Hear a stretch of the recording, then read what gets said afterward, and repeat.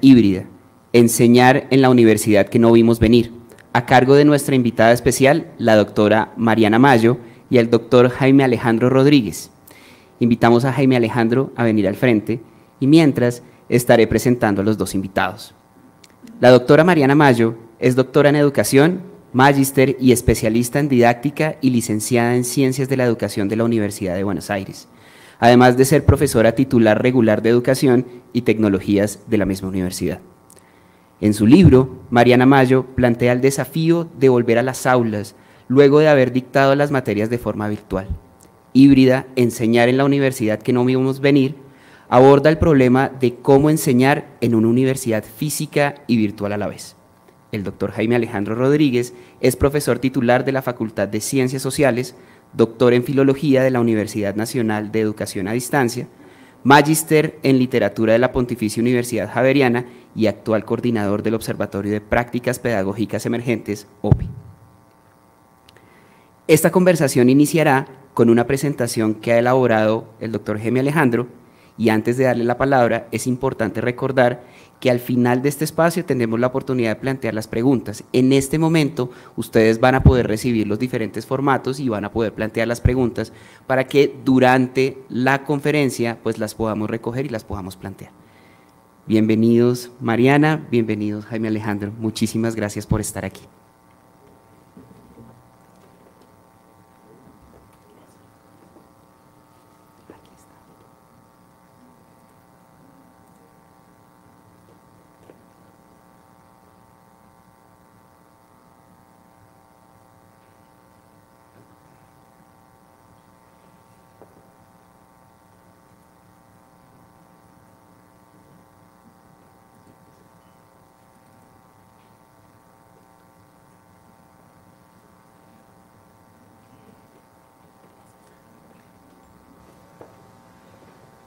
Muy buenos días a todos, muchísimas gracias por la asistencia a este foro COSAC que pues trae como tema esta idea del retorno de la dimensión híbrida.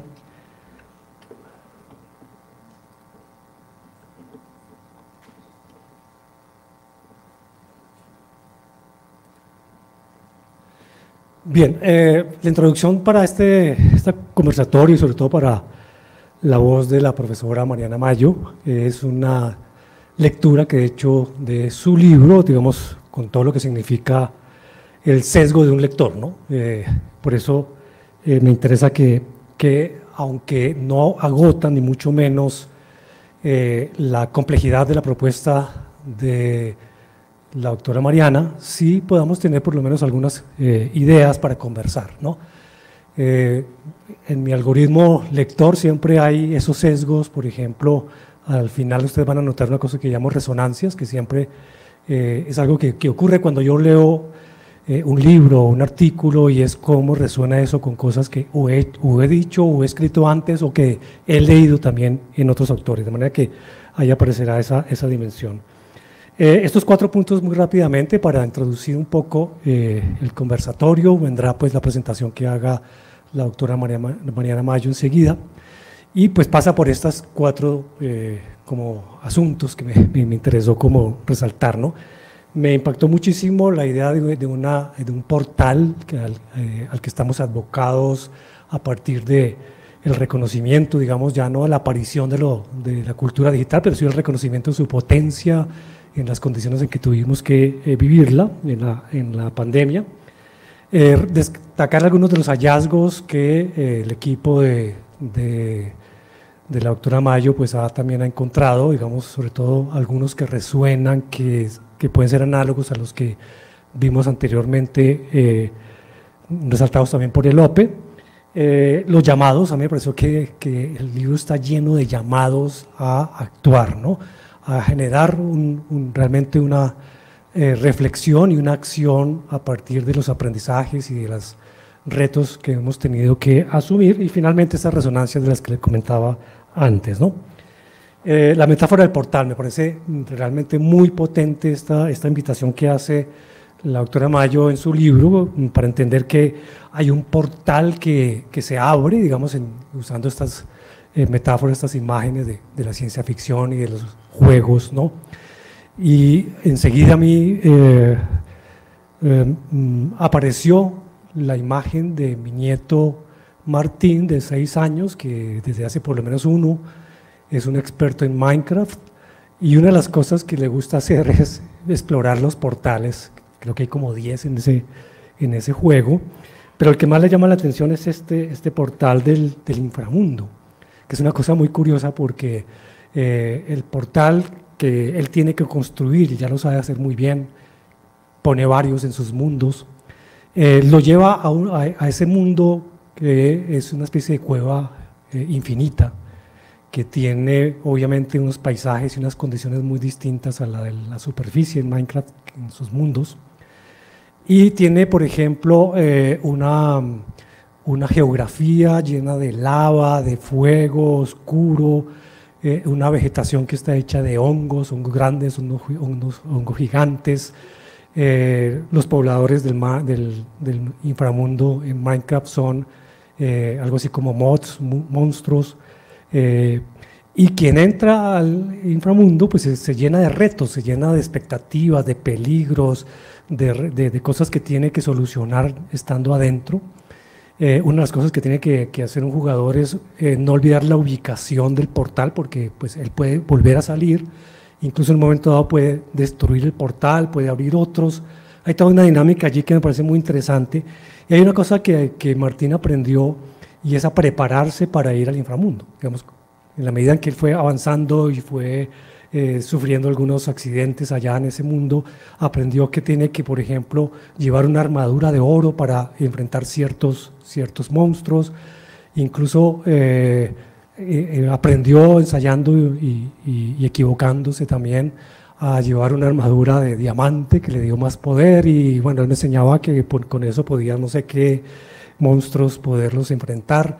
Y hay una cosa muy curiosa, aunque él no la utiliza mucho porque pues es mucho más exigente, hay un modo colaborativo, ¿no? En Minecraft hay un modo colaborativo, y él puede invitar amigos a que hagan un ejercicio de estar juntos en tiempo real, una suerte de metaverso, en el que pueden hacer esa experiencia juntos. Y eso me parece a mí que todo esto que estoy contando resuena totalmente en el libro de Mariana Mayo, que propone esta metáfora, de manera que destaco muchísimo eso, porque aunque no está sistemáticamente llevado, digamos, el tema de la metáfora y del nuevo universo, sí nos abre, digamos, a esa idea de que tenemos una oportunidad de conocer la multidimensionalidad, es decir, la complejidad que aprendimos en la pandemia con esta vinculación de lo digital y de lo análogo.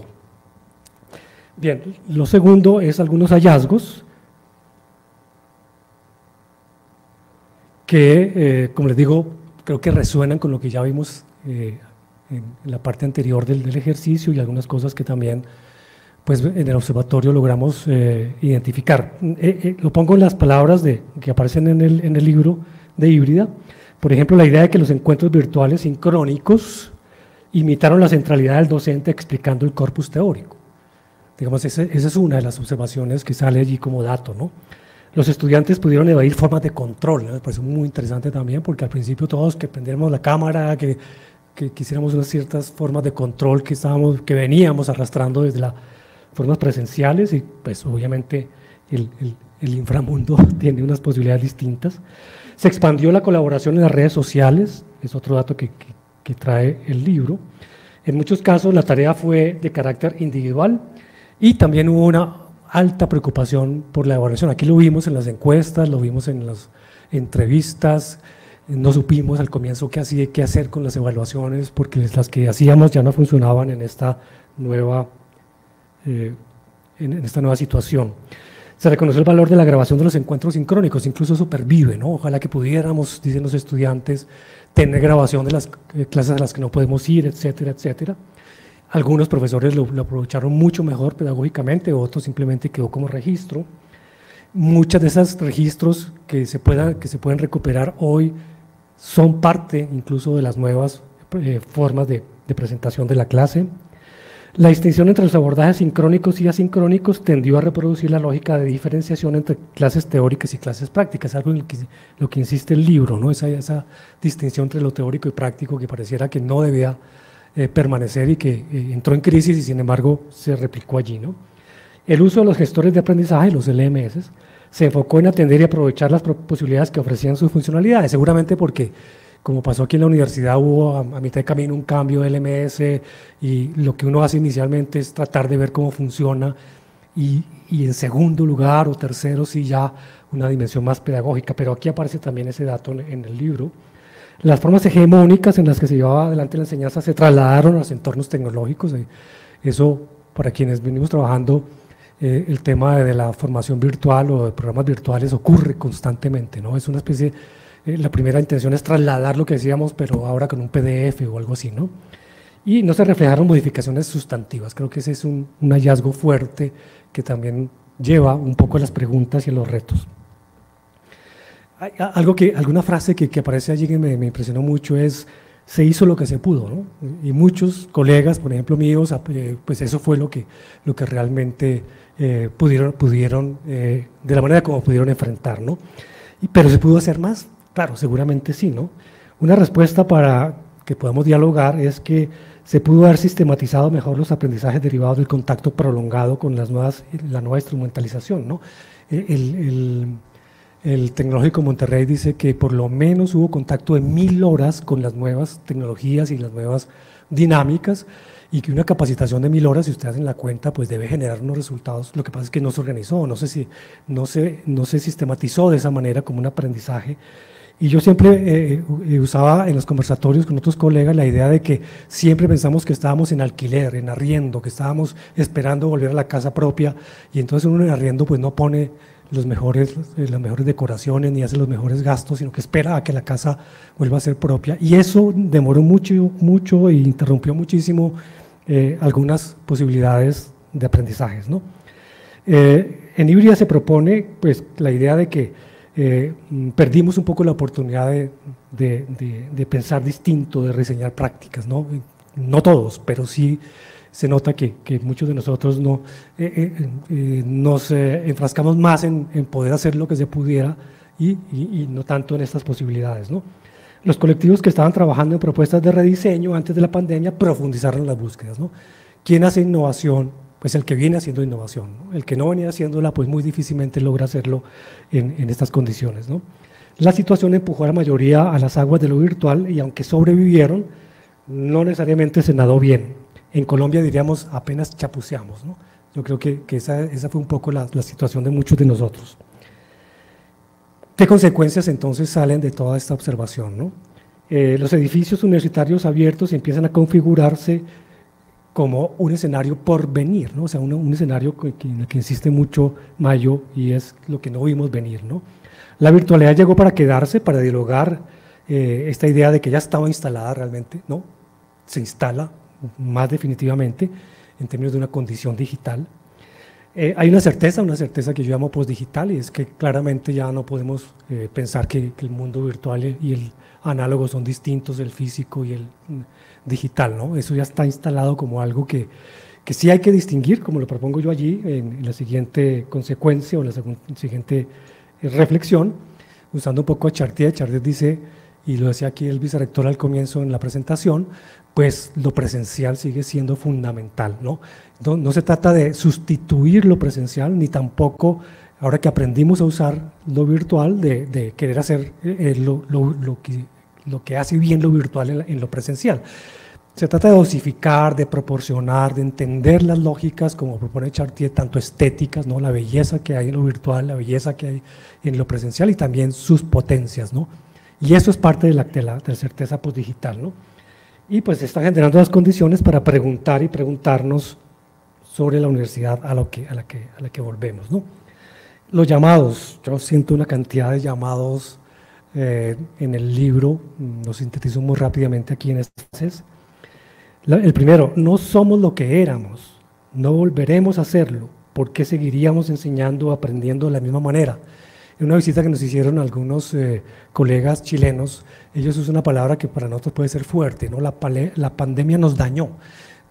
Eso para nosotros es muy fuerte, pero ellos quieren decir eso, ¿no? Nos afectó necesariamente, no somos los mismos, entonces ¿por qué vamos a hacer lo mismo, ¿no? Es un poco ese primer llamado. Deberíamos entonces diseñar las prácticas de enseñanza me gusta mucho esta frase que usa Mayo, un mundo de aguas bravas, ¿no? Y rápidamente cambiante, hiperconectado y radicalmente contingente. Y esto, claro, la pandemia lo amplificó. El acontecimiento de pandemia es un gran acontecimiento, pero todo el tiempo estamos en unas condiciones de acontecimiento, de cambios constantes, de incertidumbres, y yo creo que una gran lección es aprender a gestionar la incertidumbre, ¿no? Y el acontecimiento. A propósito, ayer fue galardonada Anne Enroth como la nueva Premio Nobel de Literatura, y pues la única novela que he leído, pero bellísima, se llama El acontecimiento, justamente me hace esa resonancia en este momento. ¿Qué tiene que ocurrir para que pasemos a la acción? Ahora más tarde retomo un poquito este tema, ¿no? ¿Cómo construir o reponer una trama comunitaria que nos sostenga de modo que sea el trampolín a una acción colectiva, preventiva y sanadora? Esa insistencia me gusta mucho también del libro, ¿no? Asumir que lo que sabemos es una construcción de otra época, aunque remita resultados recientes, aunque queramos mantenernos en esa época previa, ¿no? ¿Qué esfuerzo hicimos en estos 2 años por entender los alcances de la revolución digital para nuestros campos de conocimiento? ¿Qué redes tendimos para pensar de modos distintos? Esa es una pregunta fuerte. ¿O nos quedamos encerrados haciendo las cosas? No sé, ese me parece a mí que es muy fuerte el llamado, ¿no? Las autoridades universitarias empiezan a hacer un análisis que alcanza temas de presupuesto, infraestructura, posicionamiento y cobertura, ¿no? Creo que la Javeriana está mucho pensando en ese tema, ¿no? Es necesario dar un salto hacia adelante convocando a un proyecto de rediseño. Yo uso mucho la palabra diseño, me gusta muchísimo también que podamos hablar de diseño y rediseño. Un salto que evite la esclerotización de formas que eran anacrónicas antes, un capítulo dedicado a la esclerotización, es decir, al endurecimiento, a la paralización, que creo que es importante también entenderlo como un llamado. Reconocer que no sabemos puede ser el punto de partida para empezar a crear. Clave. Ya no sobre los antaños sólidos fundamentos de la ciencia moderna o los de todas sus versiones críticas, sino sobre nuevas bases, un llamado a la novedad, a la innovación, que no va solamente en términos prácticos, sino epistemológico, ¿no? La actual forma organizativa puede rediseñarse, podemos hacer que la propuesta vaya mucho más allá de esos viejos modos de pensar el mundo y sus anacrónicas etiquetas. Es un llamado a innovar. Apoyar las conversaciones que mantenga el portal abierto, otra vez vuelve la metáfora, ¿no? Y alentar la construcción de un salto colectivo. Bien, yo creo que esos son llamados que creo que todos reconocemos, que todos vivimos en distintos grados, pero que destaco del libro y creo que son parte de lo que deberíamos reconocer y también de alguna forma desarrollar en nuestro contexto, ¿no? Resonancias. Algunas de las, por ejemplo, la idea de motor narrativo que aparece varias veces en el libro, me gusta muchísimo. Es una enunciación que yo usé en un proyecto hace 10 años, Narratopedia, los motores narrativos. Y resuena con estas propuestas de Schaffer sobre la idea de que lo narrativo despliega a su manera unas funciones cognitivas, estéticas y trascendentes. Yo creo que echarnos el cuento quiere decir creer lo que otros dicen de una manera agradable porque nos engancha estéticamente, pero también nos hace pensar algo que no hayamos visto antes en el mundo. Las narrativas tienen ese poder, y la narrativa puede ser institucional, puede ser curricular, pero también personal. Yo creo que el llamado a que cada clase sea un motor narrativo que aparece en el libro es fuerte, y yo lo vinculo con estas ideas de Schaffer, ¿no? La insistencia en lo que hemos llamado inercia en algunos casos, ¿no? Cuando yo hablo de acontecimiento hablo de una percepción de la singularidad de la situación, pues claramente la vivimos todos en la pandemia, de sus contingencias, cómo gestionar las contingencias, no solamente hacer lo que se puede, sino mucho más allá, y por otro lado ver el grado de accidentalidad que produce, es decir, cuáles son los cambios a los que nos llevaría, ¿no? Pero el acontecimiento puede provocar varias reacciones. Yo por lo menos creo que aparecen siempre 3, ¿no? Una, el desconcierto, ¿no? La paralización, pero es un desconcierto que antecede a la acción, que nos obliga a pensar entonces cómo cambiamos para afrontar lo que el acontecimiento nos pone sobre la mesa. Pero hay otra que es la acción misma, ¿no? O sea, yo ante un accidente automovilístico yo reacciono llamando a mi seguro médico o lo que sea, y inmediatamente hago la acción. Eso ocurrió en muchos campos durante la pandemia, por ejemplo. Pero también hay uno que es la inercia. La inercia no es la parálisis ni el desconcierto, sino es la negación del acontecimiento. Es decir, esto pasará, esto no tiene ningún problema, no me va a afectar. Y yo creo que esa inercia, que la menciona muchas veces en el libro Mayo, es algo que se vuelve un llamado a romper esa inercia, ¿no? Y entonces creo que es importante allí, ahí coloco algunos autores que resuenan, la idea de incertidumbre está también por todo lado, y pues obviamente Edgar Morán, con sus 7 saberes y con su insistencia en que no deberíamos generar una pedagogía de la certeza, sino de la incertidumbre, resuena muchísimo.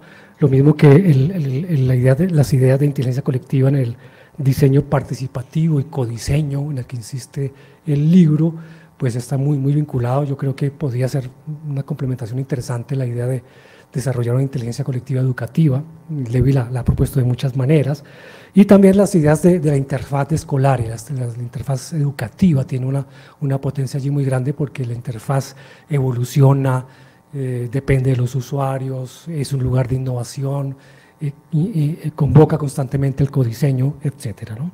Y para terminar, una cosa así muy rápida, a partir de los resultados del observatorio del semestre pasado, yo desarrollé unas ideas un poco más personales, pues con más libertad, digamos, que la que el dato me daba, y sonaban muchas cosas mientras leía el libro. Por ejemplo, la idea de los rituales, de los que hablamos hace un momento, cuando menciona Mayo que el tiempo y el espacio han estallado. Pues el tiempo y el espacio son las condiciones para el ritual, ¿no? El proteger tiempo y espacio, y por tanto los rituales estallan, o se extienden, o cambian, y eso a distintos niveles, ¿no? La idea de que retornar al corpus es traer el cuerpo al campus, es traer el cuerpo al campus y todo lo que implica, ¿no? Una de las cosas que vimos en las observaciones es que el cuerpo, tener que arreglarse, tener que transportarlo, tener que exponerlo, exponerse, todas esas dimensiones que antes las habíamos naturalizado en la presencialidad se amplificaron en este retorno inicial, ¿no? La idea de la condición postdigital, yo insisto mucho, y creo que es un llamado también interesante a entender que hay que buscar un equilibrio entre lo digital, lo análogo, entre lo presencial y lo virtual, porque están instalados y hay que aprender a gestionar, no una fusión, sino una proporcionalidad, una dosificación, eso no solamente para la educación, sino para la vida en general. Las trasescenas, ¿no? Muchas de las cosas que nosotros vimos, sobre todo al comienzo, detrás de la imagen de un estudiante que prendía la cámara, era la escena que había detrás, ¿no? Y ahí entendimos que había mucha diferencia, hay brechas, hay dificultades, entendimos porque nos metimos en la casa de los estudiantes, pero cuando regresamos ellos arrastran esas trasescenas, y eso es un llamado a entender un poco esa dimensión ya más particular, ¿no?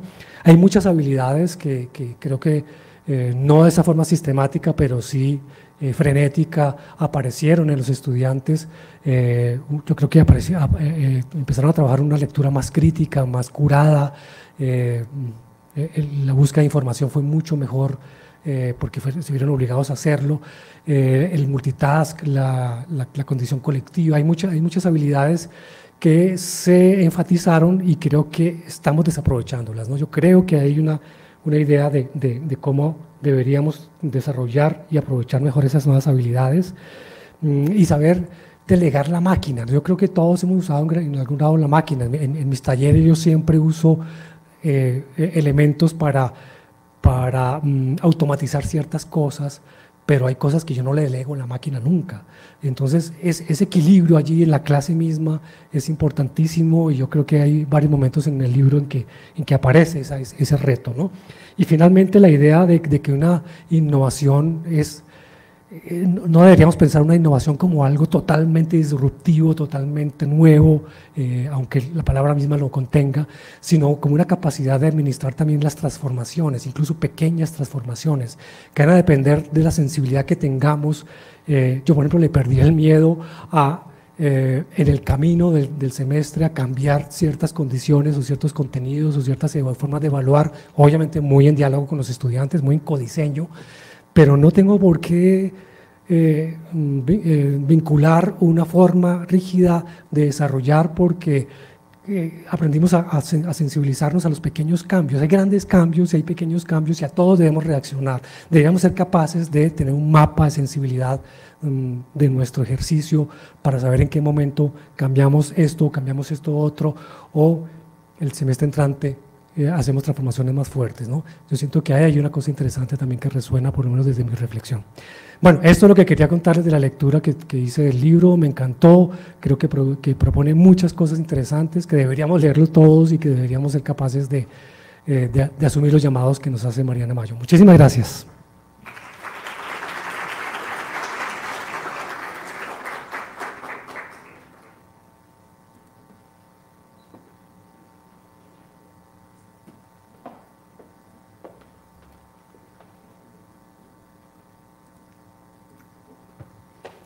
Muchísimas gracias, Jaime Alejandro.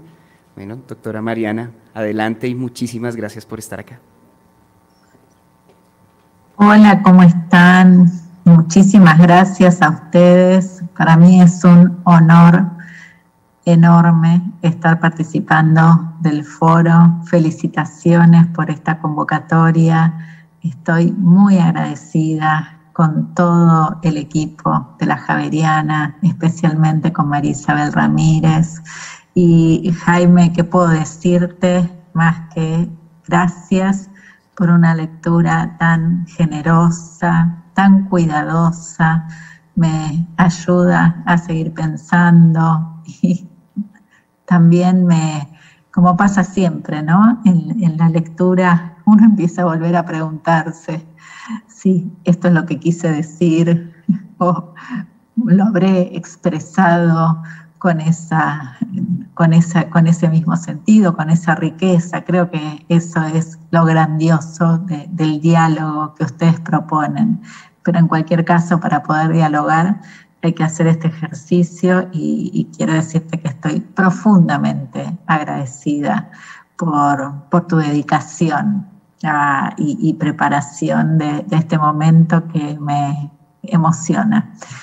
Voy a hacer una presentación que, para tratar de no repetir, creo que en algún punto va a tener un despliegue distinto en el sentido de lo más genealógico, de tratar de dar cuenta de cómo llegué a algunas de estas construcciones que Jaime reseñó, para mi gusto, de un modo brillante, más que lo que plantea el libro. Voy a compartir mi pantalla y voy a hacer este recorrido, si me permiten, y a continuación, por supuesto, disponible para las preguntas, los comentarios o lo que sea que ustedes consideren oportuno. Denme un segundo, ya estoy compartiendo mi pantalla. Y si pueden, me confirman si se está viendo correctamente. Eso es lo único que les pido. Sí, perfecto, se está viendo perfecto. Muchísimas gracias. Bueno, entonces, quiero empezar el recorrido contándoles que yo en la Universidad de Buenos Aires, donde trabajo, en la Facultad de Filosofía y Letras, donde junto al equipo de la Cátedra de Educación y Tecnologías venimos tomando cuestiones que tienen que ver con la tecnología, la enseñanza, desde hace décadas, ya hace un tiempo prepandemia, que venimos pensando en la idea de reinvención de la clase. Les diría, si tuviera que ubicarlo en un punto histórico, que empezó este trabajo alrededor del año 2015. ¿Y por qué esto?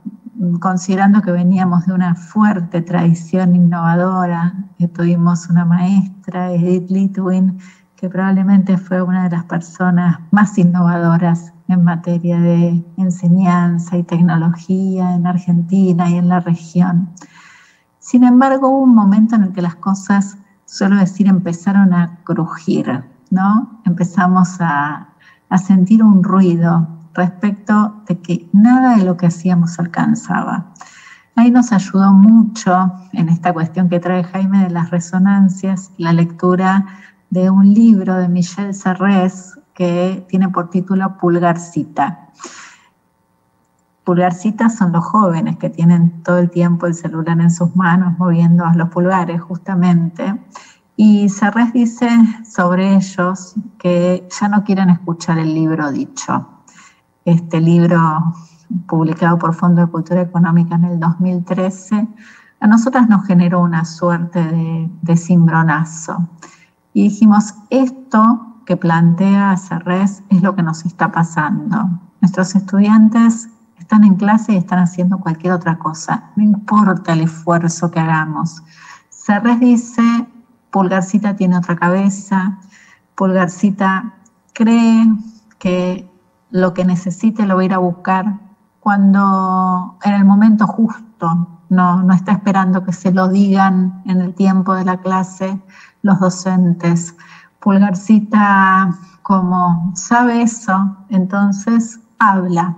No importa que los docentes subamos el tono de voz, porque Pulgarcita habla más fuerte. Y hay un murmullo creciente que se empieza a sentir en las aulas. Cuando nosotras leímos esto dijimos, sí, es así. Esto es parte de lo que está pasando en nuestras universidades, incluso en nuestras aulas. Y nos detuvimos en una frase de ese libro donde Serres menciona, solo se salva uno original y raro si inventa.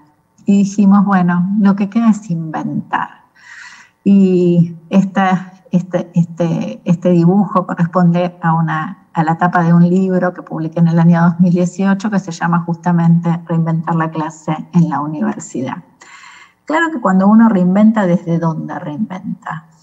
Y nosotras tomamos una posición que tiene que ver con nuestra dedicación al campo de la tecnología educativa, que es una posición en un punto epistemológica, como señalaba Jaime, que tiene que ver con decir, vamos a reinventar desde las tendencias culturales, desde ver cómo están cambiando las tendencias culturales.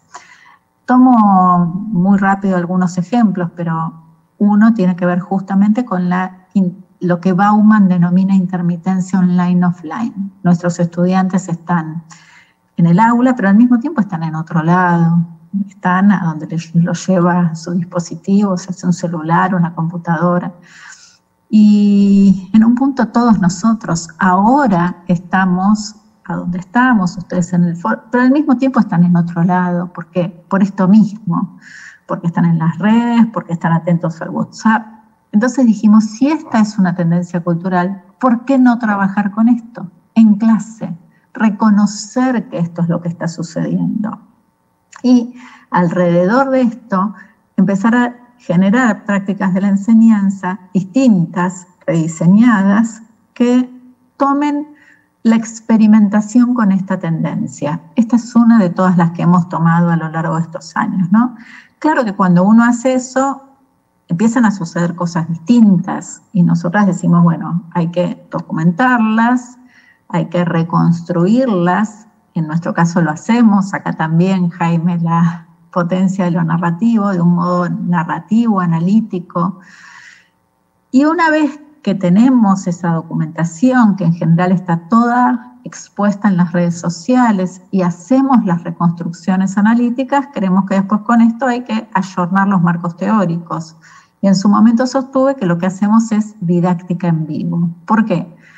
Porque generamos o intentamos generar un ayornamiento de los marcos teóricos interpretativos acerca de las prácticas de la enseñanza, pero la realidad es que a la vez que lo hacemos, las tendencias siguen cambiando. Ni les digo si hay una pandemia. Entonces, eso hace que el ejercicio tenga que continuar permanentemente. Esto hizo que nuestras clases fueran unas clases distintas en muchos sentidos. Esta es una que sucedió en los pasillos y que tuvo que ver con un diseño muy particular. Se nota que estamos en una búsqueda, pero se nota que estamos en una búsqueda que corresponde a un equipo. Estamos tratando de construir algo que llamamos movimiento, que adquirió una forma más consolidada con la pandemia a través de lo que definimos como moviente educativo, pero digamos que sigue siendo un fenómeno de pequeña escala. En enero de 2020, vuelvan y piénsense ustedes también, ¿qué estaban haciendo en enero de 2020 cuando empezamos a escuchar estas noticias de Wuhan, murciélago, mercado, y que tal vez ni siquiera tomábamos tan seriamente? A mí había una idea que me estaba haciendo de nuevo una suerte de cimbronazos vinculados con libros, y en este caso tiene que ver con la lectura de el trabajo de Alessandro Barico, conocido por supuesto por sus novelas, que lleva por título The Game. También ese es el nombre del libro en la traducción al español. Barico en este libro sostiene, y lo conecto con la idea de tendencia cultural, que lo que estamos viviendo desde hace ya varias décadas es una suerte de revolución mental. Más que una revolución tecnológica, una revolución mental, que él sostiene se inició cuando empezamos a jugar Space Invaders. Dejamos de jugar juegos donde poníamos el cuerpo y empezamos a jugar Space Invaders. La pantalla, que era la entrada al mundo mismo, ¿no? Barico además reconoce que hay otro salto que se produce en términos de esa revolución mental cuando nos ponen este celular en la mano, que es, ya no requiere ni teclado, ¿sí? Y que cambia en algún sentido nuestra configuración como sujetos, donde se empieza a armar una configuración que supone esta pantalla, atrás de la cual está el juego. Barico sostiene que en ese juego, un juego de la post-experiencia distinta de la que veníamos viviendo, hay dos motores, un motor físico y un motor virtual. Mundo y ultramundo. Me encantó, Jaime, toda tu referencia, por supuesto, a Minecraft, ¿no? Y a los mundos posibles de los que ya hablaba Brunner, pero en los que nuestros nietos, en este caso, tu nieto, viven. Esa posibilidad de pensar que nos trasladamos, dice Barico, físicamente a un mundo de redes virtuales. Una posibilidad de vivir en un mundo ultramundo, dos motores, físico y virtual. Y yo, a pesar de que hace, de nuevo, décadas que me dedico a la tecnología educativa y a la educación a distancia, sentía en enero de 2020 que no estábamos a la altura de las circunstancias. Yo decía, más allá de nuestro esfuerzo por generar rediseños, no es ahí a donde estamos. Y Barico es bastante crítico de nosotros los docentes, dice que no entendíamos, que no estábamos entendiendo la revolución mental, que era como si festejáramos un gol cuando no habíamos advertido que el juego que jugábamos ya estaba detenido por el referee. Cosas duras, ¿no? Y a diferencia de esto, sostiene que hay algunos otros fenómenos culturales, hace referencia a uno que me interesa particularmente, que es el de las series de televisión de formas alteradas, y acá una primera referencia a Dark, sí lo entendían, ¿sí? Cuando uno piensa en las series de televisión de las últimas décadas y en esta construcción tan compleja desde el punto de vista cognitivo, donde no alcanza con sentarse adelante de la pantalla y mirar. Uno tiene que poder discutir con otros, construir con otros, generar comprensiones cruzadas. No sé, ya en Lost, millones y millones y millones de personas discutiendo interpretaciones posibles en la red. Y ahí es donde uno dice, ellos sí entendieron la lógica mundo-ultramundo, porque construyen un objeto cultural de una complejidad tal que la gente quiere saber, quiere entender, pero además asume que esa situación de comprensión se va a dar colectivamente. Y ahí es donde se encuentra y coopera. Tenemos un libro dedicado a este tema, o sea que no voy a profundizar, pero bueno, por acá estaban mis preocupaciones hasta que, por supuesto, llegó la pandemia. La tremenda pandemia de COVID-19, y una pandemia que nos produjo una suerte de conmoción, ¿no? Yo digo, el aula vacía siempre sostuve, muchas veces públicamente, que era mi peor pesadilla. Y de repente el aula estuvo vacía en su expresión física, con todo lo que esto significó para nuestras instituciones. Cuando uno vuelve a pensar en lo que pasó, y acá quiero compartir algunas notas de investigación que coinciden en buena medida con lo que ustedes estuvieron planteando en el panel anterior, encontramos algunas recurrencias que me parece que son interesantes, no porque sean generalizables, no porque sean comparables, sino porque nos permiten generar interpretaciones sobre lo que pasó para pensar a dónde estamos parados hoy y hacia dónde vamos. La primera de las recurrencias, Jaime lo mencionó, lo quiero retomar, tiene que ver con las alteraciones.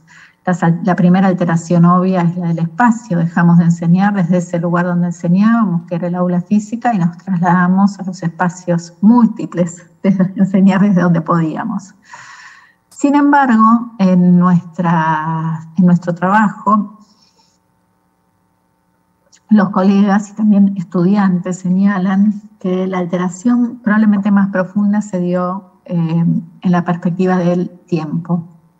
Un tiempo que se diluyó, que se solapó, que se sobrecargó, que se pegoteó, dice un estudiante.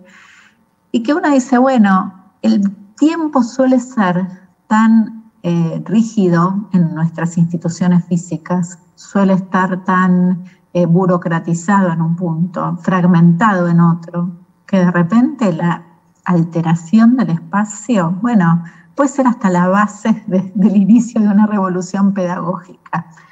Se alteró el currículum, claramente, hubo acuerdos en toda la región, en todos los niveles del sistema, respecto de que había que priorizar. Y para mí esta es una gran noticia, desde reinventar la clase en la universidad, que vengo planteando que necesitamos tener un currículum minimalista si es que queremos ofrecer perspectivas disciplinares que sean actuales, que sean relevantes y que conecten con fuerza con lo que sucede en el tiempo real del territorio. Y por supuesto todas las alteraciones a la evaluación, a pesar de que hubo muchos esfuerzos por mantener un sistema de control, las alteraciones se produjeron de hecho, si no las produjimos, no las alentamos nosotros, las hicieron los estudiantes a través de sus sistemas, entre otras cosas, de evitación de las formas de control. Uno podría decir que con estas 4 dimensiones alteradas hay más, ya estaba como la base de una renovación incipiente de la práctica de la enseñanza universitaria. Sin embargo, no, por lo menos en nuestros estudios no parece que eso haya sucedido. En la primera parte de 2020 hubo un esfuerzo gigante por poner a disposición, por decir, está el campus, bueno, lo subo, ¿cómo lo subo? Lo bajo, lo comparto, si lo tenés me lo pasás, entregaron, no entregaron. Yo en su momento, acá en Argentina, planteé a esta altura del tiempo, no al revoleo, dejemos de revolear cosas por la cabeza de la gente, porque eso no es una propuesta pedagógica. Y fue una frase que en su repercusión me parece que da cuenta de que algo de eso estaba pasando muy marcadamente. Creo que hacia la segunda parte del 2020 se fue poniendo mayor énfasis en lo sincrónico, en esto que de alguna manera estamos haciendo ahora, ¿no? Es decir, si hay una videollamada, hay una clase. Bueno, sin embargo, en general en estas situaciones, a menos que uno opere con un rediseño muy fuerte, pasa lo que está pasando, que es reaparece el busto, lo que en la década del 70 en la televisión educativa denominábamos el busto parlante, la cara que habla.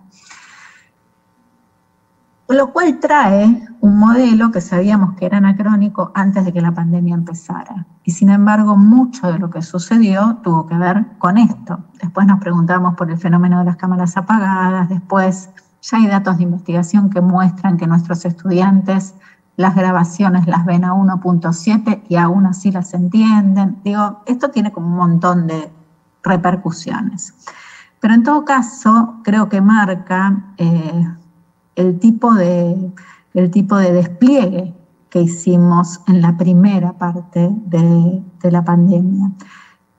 Mientras tanto ocurría una mutación, ¿no? Lo que Franco Berardi denomina una mutación, un cambio en la historia, ni el primero ni el último, pero un cambio que deja marcas en nuestra subjetividad, que deja profundas transformaciones en nuestro modo de vivir, no solamente lo educativo, sino lo cotidiano. Y también profundiza, volviendo a las tendencias culturales, ciertas tendencias culturales. Me parece muy interesante el trabajo, por ejemplo, de Jorge Carrión, en un libro que se llama Lo Viral, donde Carrión sostiene que hay una suerte de paralelismo entre el virus biológico y el virus digital.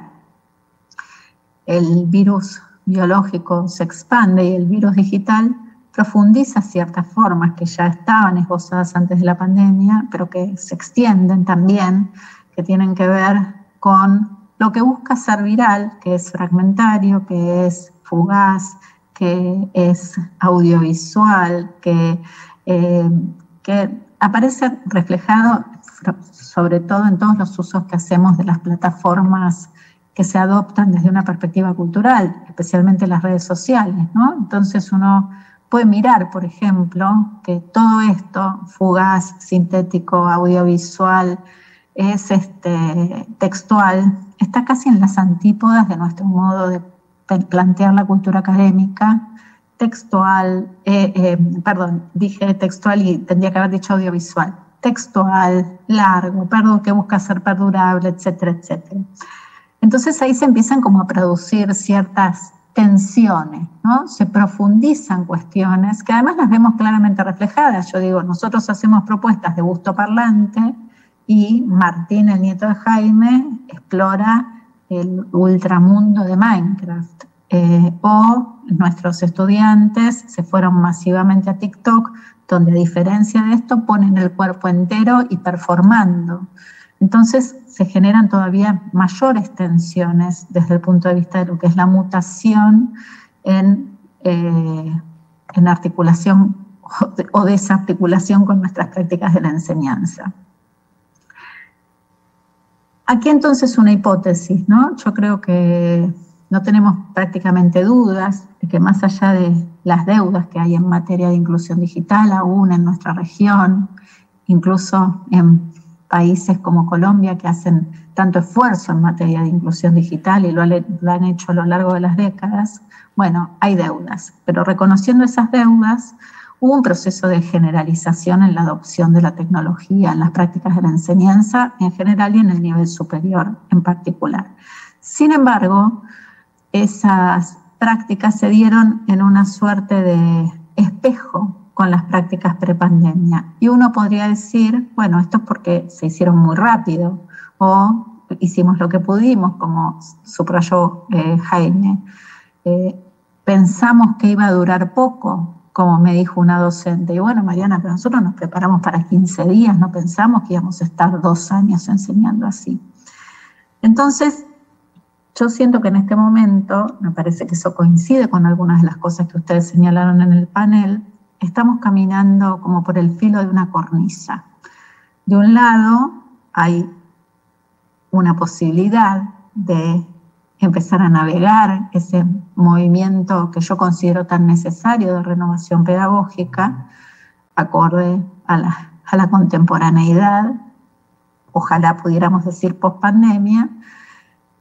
Y el otro riesgo es que volvamos para atrás, ¿sí? Yo tengo datos, hemos juntado datos en nuestra investigación donde hay docentes que dicen que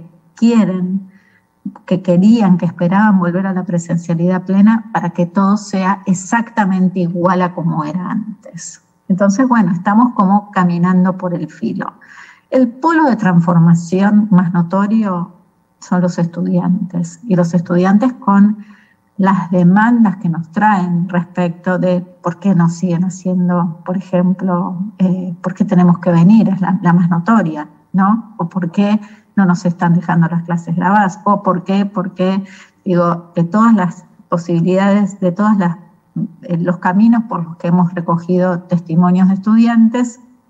Acá tengo algunos que salen de redes sociales, de foros de estudiantes en redes sociales, donde, por ejemplo, dicen que en la virtualidad avanzó más que en una década de presencialidad, o hablan de las posibilidades o la falta de posibilidad de ir regularmente a la facultad, porque tienen en nuestro caso hijos, por las cuestiones de trabajo, por los temas de transporte que acá se plantearon, por los gastos que tienen que ver con el transporte, tienen que ver con la comida mientras se está en la institución universitaria, etcétera, etcétera, etcétera. Por supuesto, muchos también decían, quiero estar en el edificio físico de la facultad, extrañé esto. Pero todo esto ahora aparece sobre la mesa, y una de las cosas que nos preguntan y nos preguntamos es, bueno, ya aprendimos que hay más de una manera de hacer las cosas, ¿por qué las haríamos exclusivamente de un modo? Mientras tanto, la región avanza en el nivel superior, no en el resto de los niveles del sistema, claramente hacia la discusión, hacia la implementación de propuestas que son, por diferentes decisiones, diferentes razones, con todas las tensiones normativas que se están generando, más híbridas. Y no me refiero con esto exclusivamente al hecho de que se montan aulas híbridas como esta que estamos usando, donde ustedes están físicamente, yo estoy remotamente, yo podría ser estudiante, por ejemplo, de esta experiencia, sino en todas las formas de hibridación que nos llevan, o por lo menos me llevan, a pensar que esa revolución mental de la que hablaba Parico finalmente está terminando de encarnar en nuestras universidades. Ahora bien, acá me parece que es necesario plantear otra hipótesis, porque todo nuestro trabajo nos lleva a pensar que más allá de los esfuerzos de inclusión de tecnología y de educación a distancia que vienen haciéndose desde hace décadas en las universidades, antes de la pandemia había una hegemonía de la didáctica clásica, muy resistente, una hegemonía de la didáctica clásica que tiene que ver con ciertos rasgos, con la explicación, con el foco en la explicación del saber construido antes de que el acto pedagógico ocurra, casi como una cosa que es necesario repetir, con aplicaciones lineales de ese contenido, con la verificación a través de la evaluación, y además con todo esto en una marcada secuencia que Edith Litwin denominaba lineal progresiva. Primero esto, después esto, después esto, después esto, después esto. Que de nuevo, se da de patada con la lógica de las series, de los juegos, del mundo contemporáneo en general. Si asumimos que la pandemia es una suerte de mutación, uno podría decir, bueno, se alteraron las condiciones, acá finalmente nos sacamos esta carga de la didáctica clásica. Sin embargo, en la primera parte del primer año de pandemia, como ya sostuve, bueno, puesta a disposición, sincronicidad, con bastante repetición del modelo. Yo creo que es un excelente momento el que estamos viviendo desde el año pasado para decir, con todos estos movimientos y tensiones que se están dando, generemos prácticas más experimentales, no en el sentido de experimento, sino en el sentido de búsqueda. Prácticas donde militemos las condiciones alteradas, donde digamos, vamos a buscar justamente esto que tiene el espacio alterado, el tiempo alterado, el currículum alterado, la evaluación alterada, para hacer prácticas que sean más poderosas, más contemporáneas, más inclusivas. Y creo que foros como este ayudan muchísimo a eso, entre otras cosas porque ayudan a la documentación.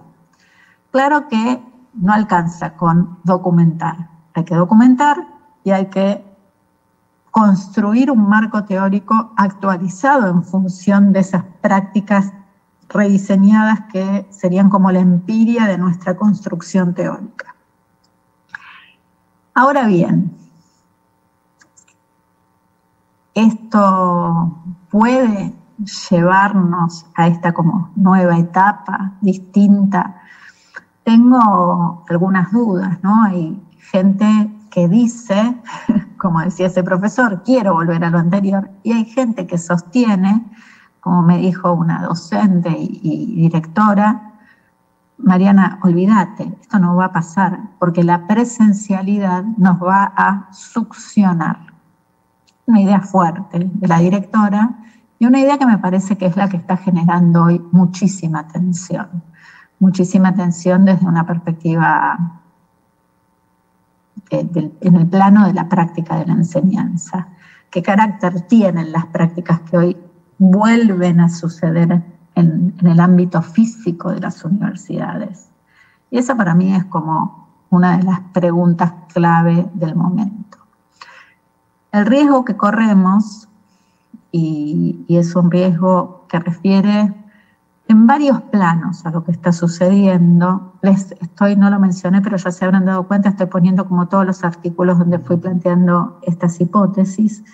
El riesgo que corremos es que suceda una suerte de esclerotización, donde en lugar de abrirnos a una búsqueda de experimentalidad en la práctica de la enseñanza universitaria, habida cuenta de que hay más tecnología, habida cuenta de que se están generando nuevas normativas, habida cuenta de que se están tomando decisiones de inversión tecnológica que están geniales, pero que ya asumen ciertos modelos, las prácticas se escleroticen, se vuelvan más duras que lo que ya eran, se vuelvan más rígidas en un cierto sentido. Me parece que este es como el alerta que necesitamos darnos y que necesitamos lanzar. Cuando empezamos este año en la facultad, cuando por primera vez pudimos volver al aula física, decidimos ir con nuestras estudiantes y nuestros estudiantes a la calle, ¿sí? En la emoción de que estaba el aula abierta, dijimos no vamos a entrar, nos vamos a la calle, nos vamos al parque más cercano a mi facultad, que queda en el barrio de Caballito, en la ciudad de Buenos Aires, y esto es Parque Chacabuco. Y a nuestros estudiantes les dimos, en una suerte de puesta en escena performática, un banquito y un megáfono, y les pedimos que hablaran de cómo habían estado, que nos contaran cómo habían estado.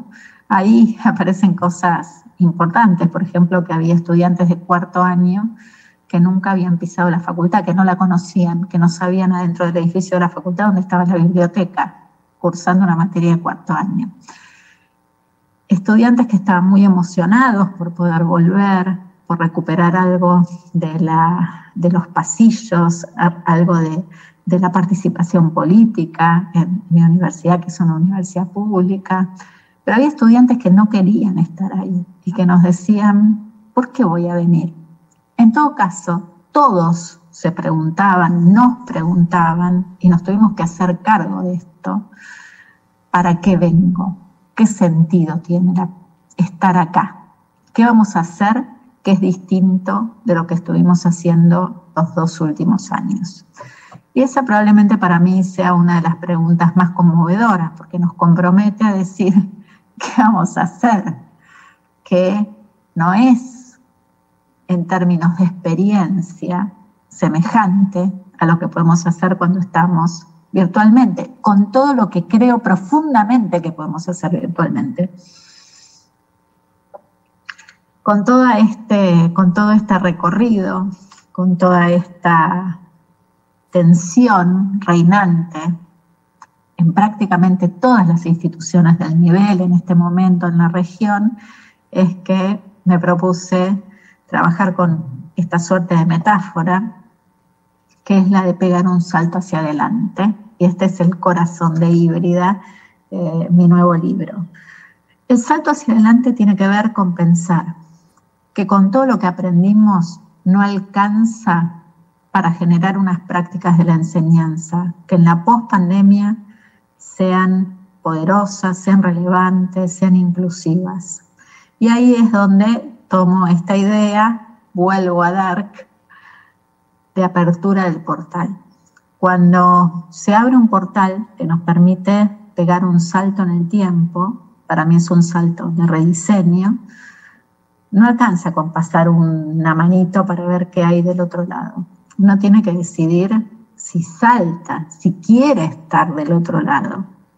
Y estoy convencida de que ese salto es colectivo. Y además creo que si no pegamos el salto, el riesgo que corremos es la esclerotización, es la pérdida de relevancia, es en un punto el anacronismo, como si estuviéramos viviendo en otra época. Yo creo que de ninguna manera eso es lo que queremos que nos pase cuando educamos y cuando educamos en la universidad. Quiero entonces hacer un recorrido breve, pero para que quede como planteado cuáles son las dimensiones que planteo que hay que empezar a recorrer o a poner en juego cuando uno quiere pegar un salto de estas características a una universidad que sea fundamentalmente de este momento de la historia, aunque no la hayamos visto venir. Entonces, lo primero, como primera dimensión, el mundo en el que nos toca vivir, que es un mundo, Saskia Sassen lo dijo ya hace bastante tiempo, expulsivo, y donde esas microexpulsiones, así las denomina Sassen, muchas veces se producen en nuestras instituciones y son poco visibles. Y ahora nos damos cuenta de cuántas de esas expulsiones se producían por las condiciones que ofrecíamos a los estudiantes a la hora de cursar. La pregunta que nos hacen ahora es, bueno, ¿pero por qué no mantenemos las que son más inclusivas? En tiempos de mutación, de lo que ya hablé, en tiempos de supervivencia. Una de las maestras en materia curricular de Latinoamérica, Alicia de Alba, sostuvo en el primer año de pandemia que los sobrevivientes, así lo planteó, de la COVID-19, íbamos a tener que encarar una radical operación pedagógica, en la que nos hiciéramos cargo, entre otras cosas, de la pervivencia de la pobreza, de las formas de la violencia, de los problemas de las mujeres en la sociedad. O sea, empezar a pensar un currículum distinto en términos de esa operación radical pedagógica. Y otra maestra, Rita Segato, señaló también en su análisis de la pandemia que la pandemia, si hay algo que destruye, por decirlo dramáticamente, no es esta la palabra que ella usa, es la certeza de la ciencia moderna, pensar que estas cosas ya no podían pasar. Bueno, no solamente pasó y dejó más de 6 millones de muertos. Entonces, esto es un llamado de atención a todos nuestros campos disciplinares, no solo a las ciencias de la salud, y una reconfirmación de que el conocimiento es provisorio. Entonces, que nuestras universidades tienen que poder construir, educar en un conocimiento que es provisorio y que acaba de mostrar todos sus límites. Entonces, ¿cómo hacemos para que esto plasme en propuestas que no están esclerotizadas? Una segunda dimensión tiene que ver con las reglas, ¿no? Digo, a veces es difícil pegar un gran salto colectivo, a pesar de que a mí me encantaría y que trabajo mucho para eso, pero a veces uno puede pegar como unos saltitos, y si todos saltamos, de repente, ¿quién te dice? Y a veces esos saltitos se producen en el marco de las normativas vigentes, de ciertas condiciones institucionales de funcionamiento. Por ejemplo, es muy difícil producir un salto si uno sigue teniendo un programa que es un listado, que está saturado, que tiene 50 referencias bibliográficas, que además son capítulos de libros que los estudiantes nunca terminan de entender cuáles son, de qué libros estamos hablando. Digo, pequeñas operaciones de sentido que aún en nuestros modos de trabajo habituales implican empezar a pensar distinto. cómo generamos las propuestas, por qué no generar propuestas en términos de articulaciones de materias, por qué no sacar el centro de lo explicativo y ponerlo en la producción y en la producción original por parte de nuestros estudiantes. Eso no requiere una reforma del plan de estudios. Esas son decisiones que se pueden jugar en el plano de lo pedagógico didáctico. Y por supuesto todas las que tienen que ver con la evaluación, que es justamente uno de los factores más claros de expulsión de nuestro sistema. ¿Por qué no pensar que puede haber unas evaluaciones que tengan sentido, que trabajen con la alteración del tiempo, que den tiempo para que la gente comprenda profundamente y construya originalmente? Hay una dimensión, de alguna manera ya la mencioné, pero insisto con esto, que tiene que ver con los campos disciplinares, ¿no? Aquí me preocupa mucho que en muchas de nuestras materias, permítanme una ligera generalización, gran parte del contenido que enseñamos corresponde a la historia de la disciplina y no al estado del arte. Y además, no quede clara la diferencia. Una de las cosas que me sorprende en el análisis de programas de los últimos años es lo poco que se habla de la pandemia y de toda la construcción de conocimiento en torno a la pandemia. Pero no me refiero de nuevo con esto a las ciencias de la salud, sino, por ejemplo, a las discusiones que necesitamos tener sobre los sistemas de cuidado a partir de la pandemia. Y esto tiene que ver con connotaciones antropológicas, sociológicas, y sin embargo son temas que todavía no han entrado a los programas. Mostrar que nuestros campos disciplinares están en construcción, mostrar cuáles son las tensiones en esa construcción, la diversidad de perspectivas, de enfoques, de programas de investigación, de tradiciones de investigación, como decíamos definirlos epistemológicamente, y además pensar que hay posiciones contrahegemónicas que también son desafíos de la enseñanza universitaria, hacerlas visibles, ¿no? Por ejemplo, las que tienen que ver con perspectivas feministas, por mencionar solo una posibilidad. Bueno, todo un capítulo se abre en torno de la clase. ¿Qué es la clase ahora, no? Porque antes para mí estaba claro, la clase empezaba el lunes a las 5 de la tarde, terminaba a las 9 de la noche, y al resto de la semana, ahí tienen mi mail por si quieren contactarme. Después tuvimos los campus virtuales, entonces, bueno, dejamos material en el campus virtual, o quedan actividades en el campus virtual. Hoy, nuestras clases han cambiado de sentido no solamente en sus búsquedas híbridas, ¿no? Donde yo digo, bueno, la clase es todo lo que sucede durante la semana, porque cuando no estoy, esas 4 horas que estoy frente a mis alumnos están produciendo, están en las plataformas, yo miro lo que producen, estamos intercambiando, mandamos materiales, pero si no hiciera nada de todo eso, igual me encontrarían en Instagram o en cualquiera de las redes para decirme, profesora, ¿qué hago con esto? Entonces, ¿cómo volvemos a redimensionar el alcance de nuestra clase? ¿Cuándo en el medio de ese mare magnum intervenimos? ¿Cómo la armamos para que tenga su sentido, su cadencia pedagógico-didáctica? ¿Cómo nos abrimos a los espacios de la escucha, que incluso tienen que ver con el codiseño, con qué clases quieren vivir nuestros estudiantes? ¿Qué sentido tiene el encuentro? ¿Para qué nos vamos a encontrar? Ya sea que es físico o sincrónico, o remoto sincrónico. ¿Para qué nos vamos a encontrar? ¿Qué vamos a hacer que es distinto a lo que podríamos hacer en una situación de estas características?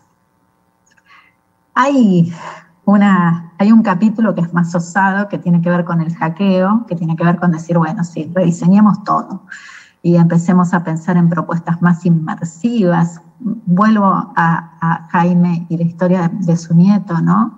Imagínense cuando llegue a la universidad. No falta tanto para que llegue a la universidad. Faltan unos 10 años, ¿no? ¿Qué propuestas le vamos a ofrecer cuando vive desde tan pequeño en una realidad inmersiva?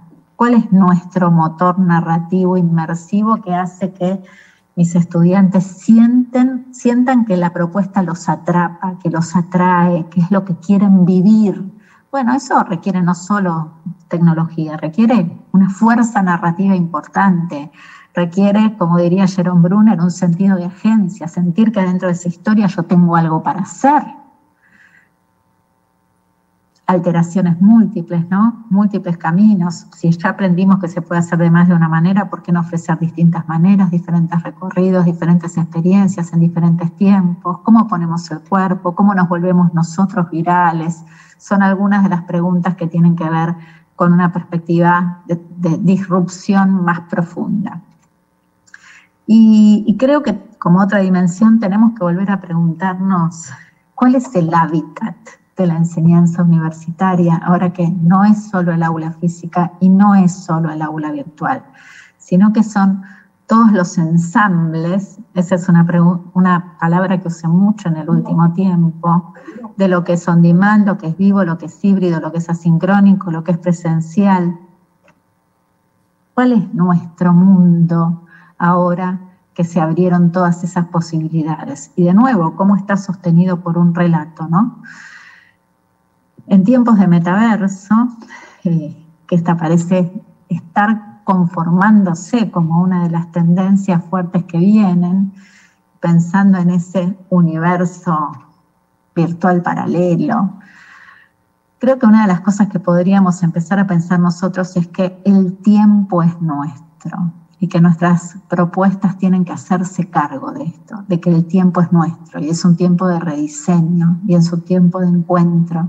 Y el espacio también, como para mí el espacio es la calle, como ya vieron, es el museo, son las instituciones, las otras instituciones educativas donde nuestros estudiantes van a formarse, es la política, es el ministerio, cómo hacemos para generar propuestas que no solamente que dialoguen con el afuera, sino que estén movidas por un horizonte de transformación, donde lo que importa es nuestro sentido de la humanidad, nuestro trabajo con otros, con otras, las posibilidades que tenemos no solo desde la investigación universitaria, sino desde la clase universitaria de generar un mundo mejor. Y me parece que esto es lo que podemos empezar a pensar antes de que el portal se cierre, ¿no? Y ahí creo que aparece como clave, como dimensión clave la comunidad. ¿En quiénes nos transformamos nosotros como docentes? ¿Cuáles son nuestros sufrimientos, nuestro agotamiento? Y también el de los estudiantes. ¿Quiénes son ellos? ¿Qué les está pasando? Creo que estamos en deuda de preguntarles qué les está pasando. ¿Quiénes son también todos aquellos otros y otras con los que entramos en diálogo, ¿no? A la hora de pensar nuestras propuestas y hacerlas. Y sobre todo, cómo podemos construir en un tiempo tan difícil un estar al lado, donde nuestros estudiantes sientan que con nuestras propuestas estamos al lado, sosteniendo amorosamente un proceso de formación que los ubica en el mundo como sujetos creadores, transformadores, críticos, diseñadores. Para cerrar también con la ciencia ficción, hay una serie también interesantísima que se llama Station 11. Es muy dura verla en este momento porque es basada en un libro y habla también de una pandemia. Pero una pandemia en la que murió prácticamente toda la humanidad. Hay un investigador argentino, Daniel Feierstein, que dice que la diferencia entre la pandemia de COVID-19 y una pandemia de estas características es la letalidad del virus, y que con COVID-19 no murieron cientos de millones de personas porque el virus, a pesar de lo que tendemos a creer, no era tan letal. Hay gente que se pregunta si esto no fue la entrada en una era de pandemias. Son preguntas que tenemos que abordar desde la universidad, pero también traer Station 11, porque lo que mantiene unidos a los sobrevivientes, que son muy pocos, es el sentido de comunidad. Ellos se vieron obligados a pegar el salto colectivo, y en ese salto colectivo eligieron la vía del relato, eligieron circular, volviendo a presentar las obras de William Shakespeare. Y eso lo sostuvo y eso lo salvó. Y entonces quiero terminar pensando en este sentido de comunidad, que tal vez es lo que nos va a permitir pegar el salto, pero además es lo que nos va a permitir reconstruir una universidad con una identidad que esté basada en esta mirada colectiva, original, de defensa, de supervivencia y de poder soñar, ¿no? Yo digo que en Híbrida, que en un mundo que transita entre pandemias y guerras, la esperanza es política y las universidades tienen que ayudar a construirla. Que los híbridos, bueno, las híbridas no son las clases, somos nosotros. Nosotros tenemos que tratar de estar a la altura de la historia y pensar sobre todo con esta mirada humana, amorosa, comunitaria, que nuestros estudiantes, además de venir a la universidad, tienen derecho a terminarla, al egreso, a tener las mejores posibilidades en un mundo que va a seguir siendo muy complejo, pero que tal vez son ellos quienes lo van a transformar y lo van a hacer distinto en un sentido de inclusión, en un sentido de democracia, en un sentido de justicia. Una apertura a Híbrida. Muchísimas gracias por la generosidad de esta invitación y bueno, acá me quedo y también por supuesto me encuentran en las redes. Muchas gracias, vuelvo con ustedes al piso.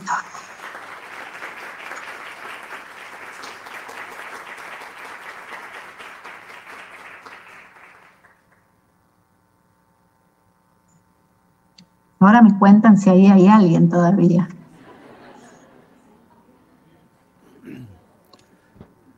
¿Me escuchan acá? Sí. Ahora sí. No, bueno. tengo imagen, pero tengo sonido. Bueno, perfecto. Pues de nuevo muchísimas gracias, Mariana, por la presentación. Creo que nos abre muchísimas preguntas, retos. Se mantienen pues obviamente algunas inquietudes que yo creo que sería el momento de pronto de comunicártelas, ¿no? He venido recibiendo algunas preguntas que tienen que ver con lo que fuiste elaborando en estos minutos. Voy a tratar de hacer algunas síntesis. Bueno, lo primero es, pareciera que hay un desafío en las instituciones, aquí en la Javeriana lo estamos viviendo claramente, en términos de la transformación digital o de lo que se llama la transformación digital. Hay una pregunta es, ¿cuál es el riesgo? ¿Qué es lo que habría que hacer para que esa transformación digital esté al servicio del humano, ¿no? Que no nos vaya a volver, digamos, no se va a volver un imperativo puramente tecnológico? Esa es una pregunta. Te voy a hacer otra que puede relacionarse, digamos, o que pueden relacionarse más bien. Tiene que ver con la idea, por ejemplo, de las reglas, lo que tú llamas la parte de las reglas, lo curricular, cómo realmente hacer una intervención de esas reglas en lo curricular, que parece una instancia que pudiera ser más rígida que la de la misma clase. Finalmente la clase, pues en la didáctica viva que tú mencionas, pues la podemos de alguna forma intervenir, pero lo curricular pareciera tener, digamos, ser una regla más fuerte.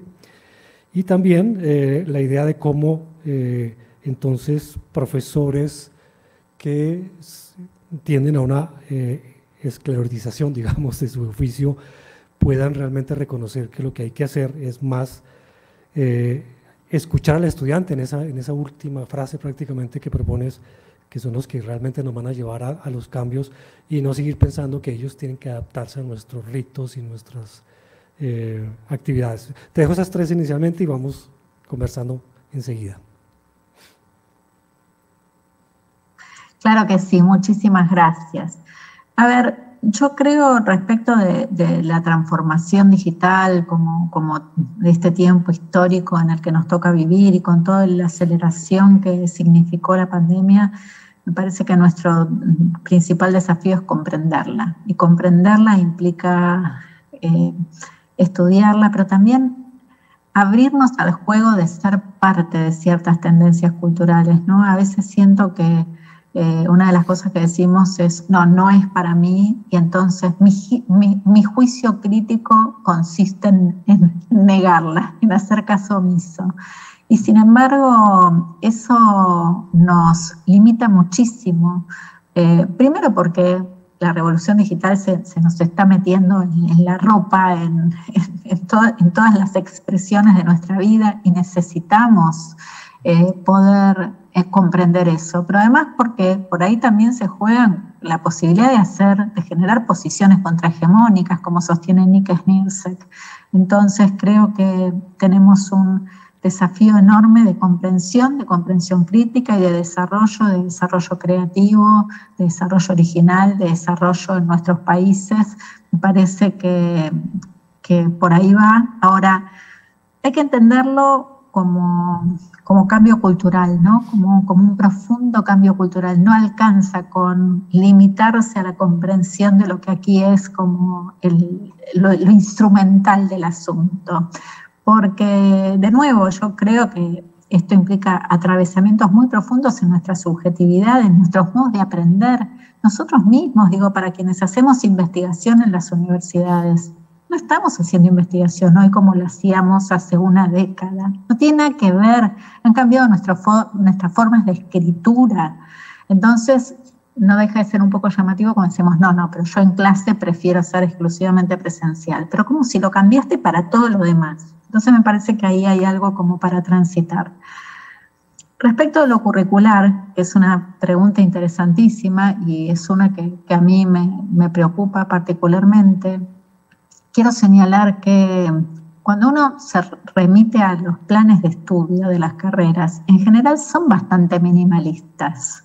Están definidos, por ejemplo, los contenidos mínimos, ¿no? Y estos es como el core de aquello por lo que después nuestras carreras van a ser acreditadas, evaluadas o por lo que vamos a dar los títulos. Sin embargo, en la tradición se van produciendo procesos de extensión que tienen que ver con el programa del año, 2008 y todas sus expansiones, acumulativas siempre, o que tienen que ver con los cambios de manos, o que tienen que ver con situaciones de concurso de los docentes, siempre es alargar.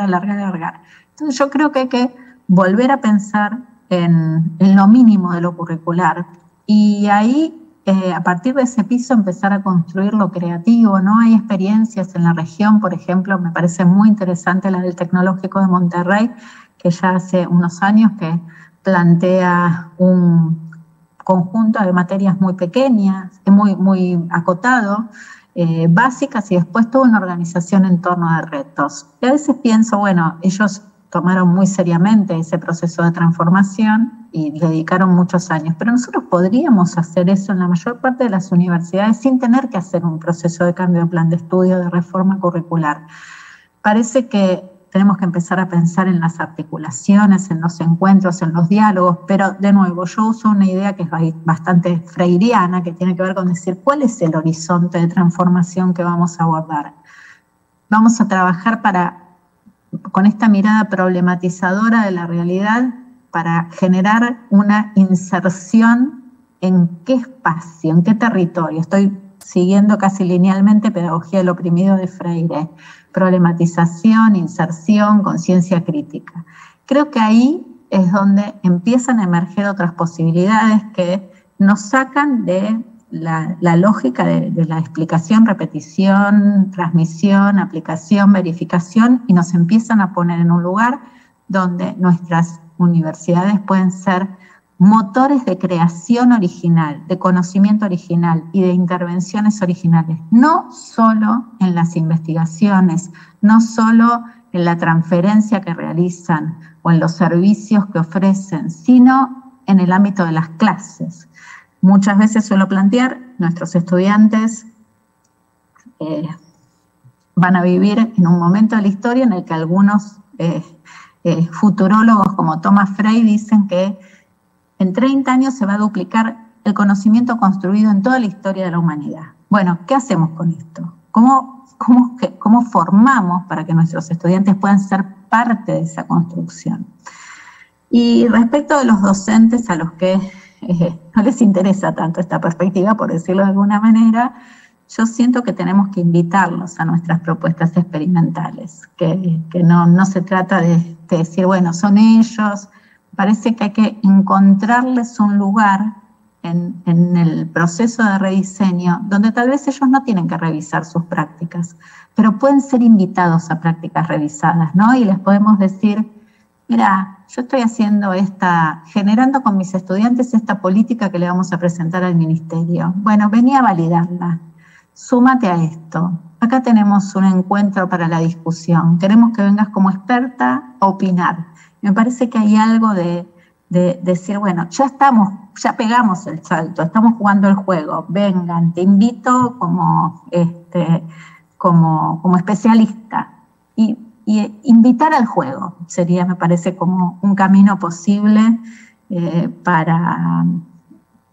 estos días lo estoy planteando de esta manera, un camino posible de seducción, ¿sí? Porque no alcanzó con la capacitación, eso ya nos queda claro, ni siquiera con una pandemia.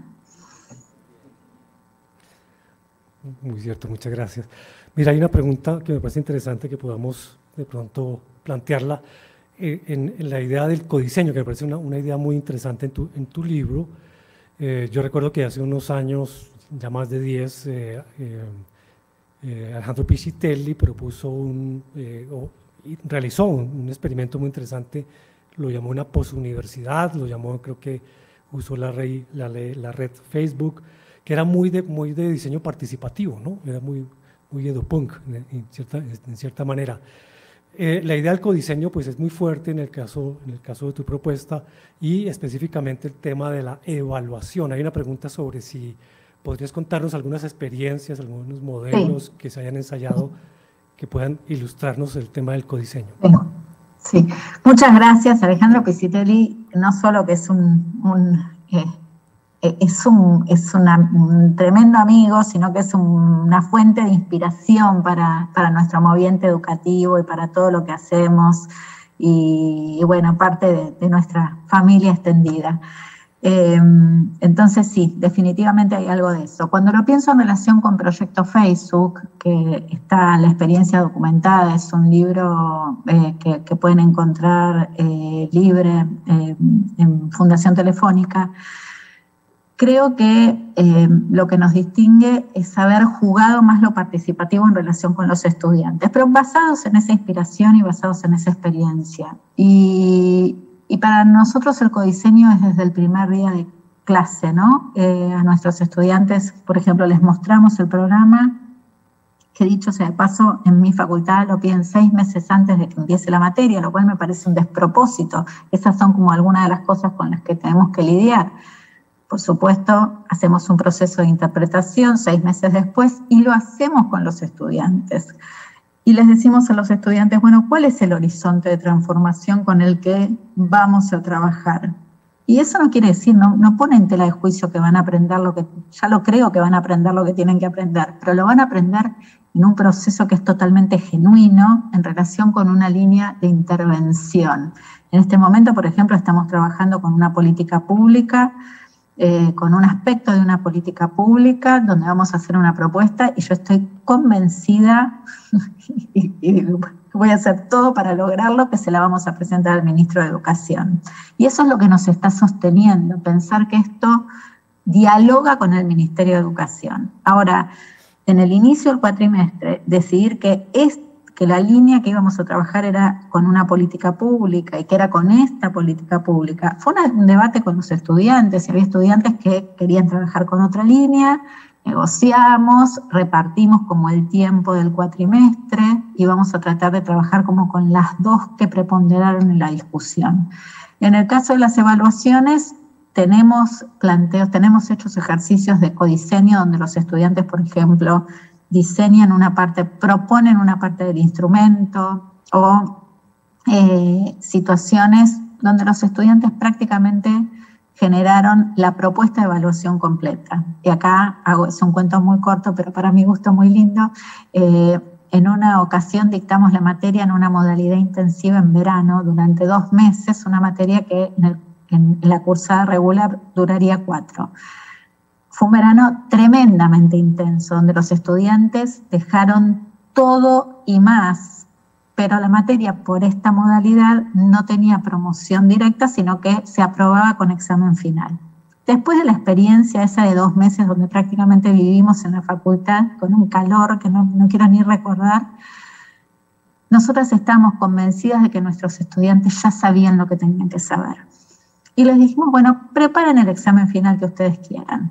Hubo algunos estudiantes que se presentaron individualmente con una propuesta que eligieron, hubo un grupo de 3 o 4, pero después hubo 32 estudiantes que presentaron una propuesta colectiva. Esos estudiantes estuvieron 2 semanas, 3 semanas trabajando sin parar para presentar. Y todo lo que tuvo, no les puedo ni explicar, generaron producciones multimediales, tuvieron un diseño, trajeron una propuesta de una política, generaron una experiencia, hicieron una deriva artística. Cuando nosotras vimos todo eso, no solamente dijimos que estos chicos ya son tecnólogos educativos, sino que dijimos, este es el mejor examen final que vivimos en la historia de la materia. Nosotras no hubiéramos podido hacer algo así.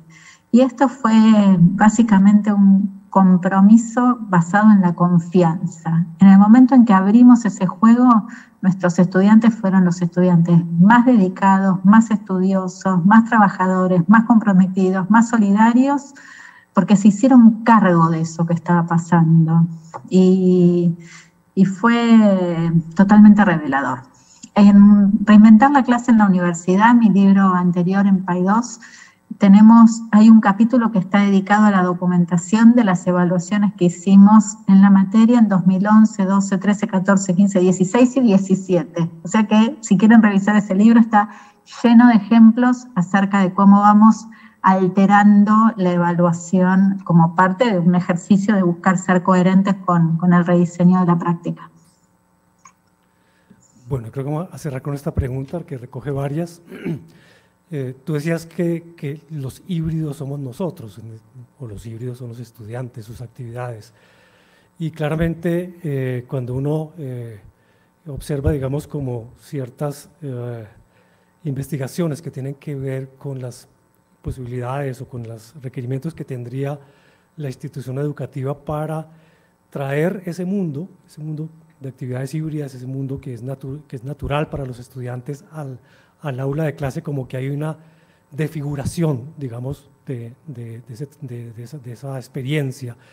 Y pues claramente un poco la pregunta es, eso que de pronto está más cercano al ocio o a otras formas de conocimiento que tienen los chicos en las redes y demás, ¿cómo es que lo puede capitalizar la institución educativa? Yo recuerdo el ejercicio que hizo Scolari hace unos años sobre transmediación. Él descubrió que los estudiantes tenían algo así como los jóvenes tenían algo así como 100 habilidades transmedia y digitales, y no ha venido a ninguna, no provenían de una capacitación, ni una educación, ni de la escuela, ni mucho menos, sino de su propia experiencia en el mundo con lo digital. Pero llevarlo a la escuela es todo el reto, ¿no? Es un reto muy complicado para poderlo capitalizar porque lo sienten de pronto como una intervención a su mundo, ¿no? A su manera de hacer las cosas. Entonces aquí hay una pregunta sobre cómo lograr ese equilibrio entre capitalizar lo mejor que ya traen ellos en la actividad educativa o en la institución educativa sin que se sienta como una intervención en sus otras actividades.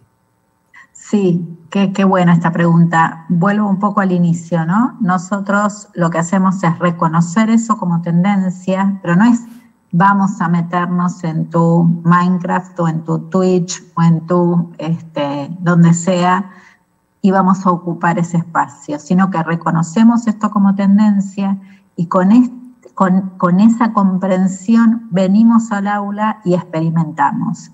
Entonces, por ejemplo, digo, si lo pienso en una plataforma como Twitch, por ejemplo, que tiene un tipo de diálogo muy raro, pero nosotros muy rápido, muy participativo en el chat, pero que en cierta medida es unidireccional. Bueno, ¿qué experiencia educativa se puede crear con esto? ¿Por qué no podemos hacer un congreso que recupere esto?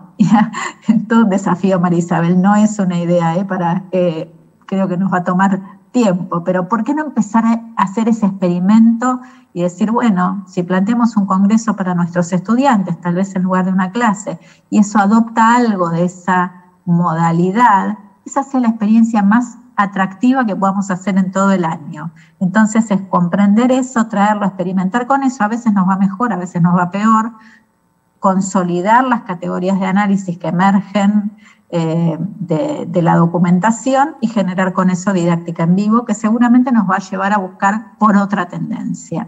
Me parece que ese por lo menos es el modo en que lo abordamos. Muchas gracias, Mariana. Pues ya tenemos contacto, tenemos estas conversaciones iniciales. Yo creo que la conversación puede seguir, ya no necesariamente en este momento, pero sí ya tenemos cómo desarrollarla con las inquietudes que nos has dejado, con las experiencias que tenemos acá. Creo que de eso se trata, ¿no? De poner de uno y de otro lado las cosas que necesitamos para mejorar nuestra experiencia educativa. Te agradecemos de nuevo muchísimo por la presentación, por el libro, por la oportunidad de conocer tu trabajo, por esta conversación y seguimos en contacto. Muchísimas gracias, Mariana, de nuevo. La agradecida soy yo, para mí es un honor estar en el foro. Les deseo una finalización exitosísima y muchas gracias por esta conversación. Un gran abrazo. Hasta pronto.